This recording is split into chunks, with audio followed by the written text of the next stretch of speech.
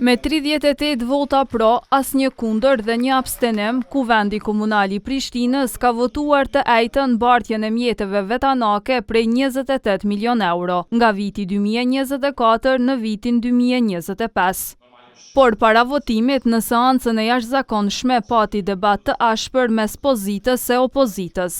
I pari fjalën e mori kryetari i komunës Përparim Rama, i cili deklaroi se asnjë kalkulim politik nuk guxon të vihet mbi qytetarët. Këtu nuk mbrojmë interesat partijake, këtu mbrojmë interesin e qytetit dhe qytetarëve. Ndonse u deklarua se lëvizja vetëvendosje do të votoj bartjen e mjeteve, Gëzim Sfeqla kritikoi pushtetin për keq menaxhim.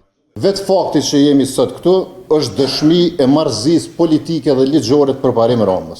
Ndërkaq Jeta Rafuna nga Lidhja Demokratike tha se miratimi i bartjes së mjeteve nuk është luks për domosdoshmëri. Ne jemi këtu për të punuar për qytetin, jo për të bërë peng i kalkulimeve politike. Kurse, kur fjalën e mori Leutrim Retkoceri nga Partia Demokratike, i ndërhyri Ermal Osmani nga LVV. Se qytetarëve, ndërprerja shërbimeve publike duhet minimalisht të ruajmë qetësinë të gjithë. Debati ashpër u zhvillua dhe mes asamblistës së LVV-s, Triera Kasumi Berisha dhe asamblistëve të LDK-s. Mita e jujt ka shkel edhe mbi gjakën e veprimtarëve të vrarë, e ka posibilitetin. Kur diskutimet përfunduan e bartja e mjeteve u votua, i pari i kryeqytetit doli para punëtorëve të trafikut urban, të cilët po presnin para komunës.